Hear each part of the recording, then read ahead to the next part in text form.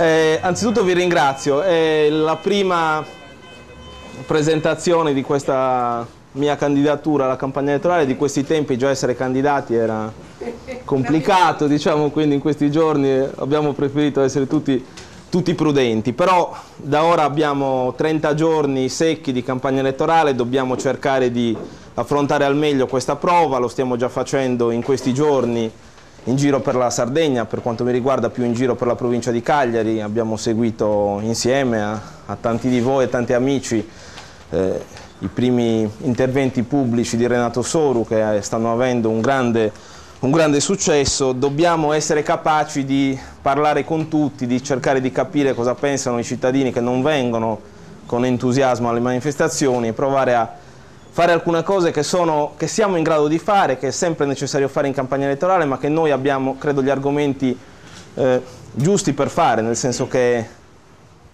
è normale quando si è governato rendere conto di ciò che si è fatto. Noi crediamo di aver prodotto grandi risultati, crediamo che ci sia ancora tanto da fare, crediamo che una operazione così radicale di riforma della politica, delle istituzioni, del rapporto tra politica e economia, dell'equilibrio tra poteri, una cosa così radicale possa comportare anche delle difficoltà, dei disagi, degli errori. Insomma, è il momento giusto nel quale le persone possono essere, come dire, affrontate, nel quale si può dialogare, discutere, capire come possiamo far meglio a proseguire questo lavoro nei prossimi anni. Senza aspettare l'appuntamento delle elezioni abbiamo lavorato costantemente per produrre i risultati che stiamo cominciando a descrivere, che ci sono, che sono molto importanti. Lo abbiamo fatto negli anni nei quali il governo Berlusconi, siccome non c'erano le elezioni, neppure riceveva il presidente della regione Sardegna a Palazzo Chigi.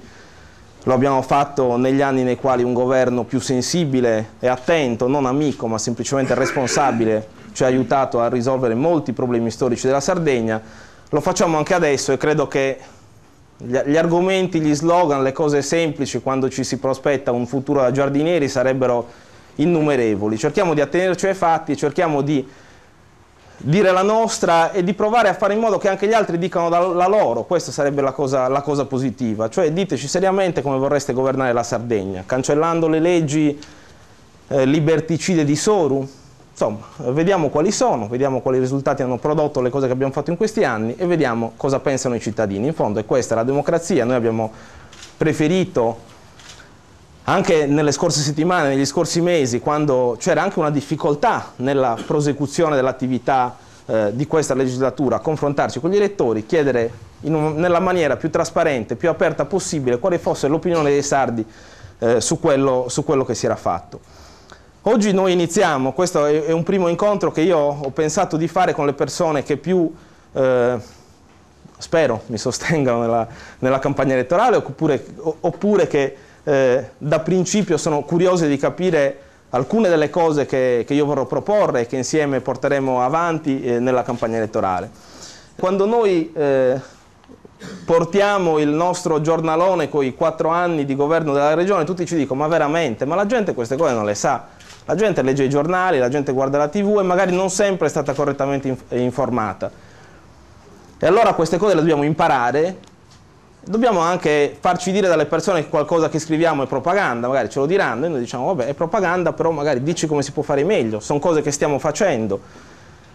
E noi di queste cose che proponiamo ne abbiamo tante, io ne evidenzio qualcune nel materiale di propaganda o di informazione, chiamiamolo come più opportuno, che sto utilizzando in questa campagna elettorale, che sto cominciando a diffondere sul sito e sui vari strumenti di comunicazione. Ne ho evidenziati alcuni che per me sono prioritari. Il primo: risolvere la vertenza con lo Stato significa dover essere più responsabili del nostro destino. Per me è una liberazione, sapere che non possiamo più prendercela con nessuno. Sapere che non dobbiamo chiedere un altro piano di rinascita, un altro piano Marshall. Chi parla di queste cose non sa di cosa parla. Chi parla di queste cose sono le stesse persone che, quando abbiamo fatto l'accordo sulle entrate con lo Stato, ci ha detto che però ci stavamo accollando il peso del sistema sanitario regionale. Ora, posto che accollarci il peso del sistema sanitario regionale, cosa che sarebbe comunque avvenuta nei prossimi anni, è stato ciò che ha consentito di sbloccare una trattativa che, al netto di quel costo, ci porta ad oggi 1,8 miliardi, 1,9 miliardi di euro all'anno nel bilancio regionale dal 2010. Posto questo, quindi posto che o erano intellettualmente poco onesti o più probabilmente non hanno neanche letto un numero, posto questo,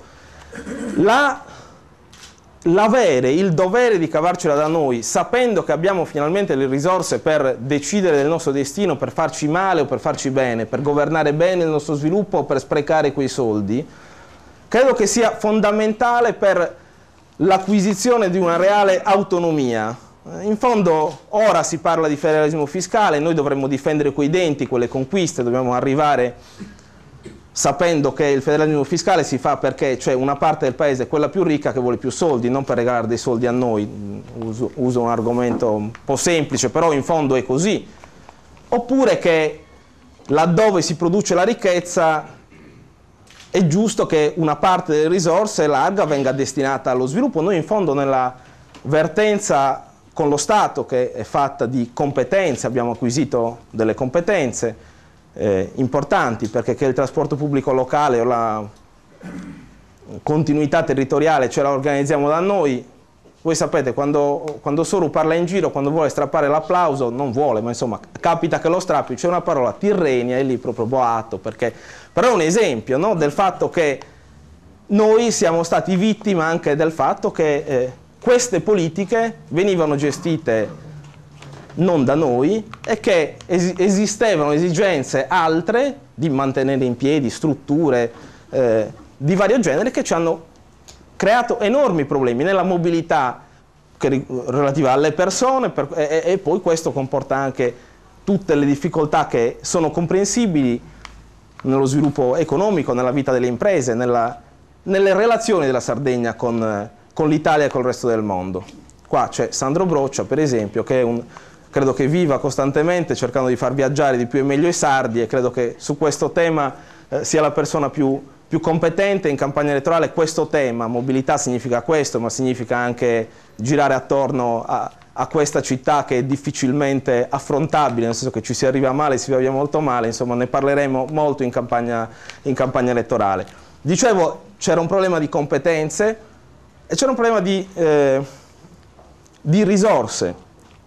Noi abbiamo affrontato la questione delle entrate, la questione delle risorse nella maniera più decisa possibile, unendo la Sardegna attorno a quella vertenza, e l'abbiamo affrontata anche perché abbiamo potuto dimostrare che stavamo governando avendo una prospettiva dello sviluppo della Sardegna. Per cui noi non è che abbiamo detto puntiamo sull'ambiente perché vogliamo evitare che le persone costruiscano delle case. Abbiamo pensato che esiste un modello di sviluppo della Sardegna che è fatto di pianificazione territoriale, che è fatto di investimento sulle risorse che a lungo termine possono creare la ricchezza della Sardegna, che sono l'ambiente, sono il nostro cervello.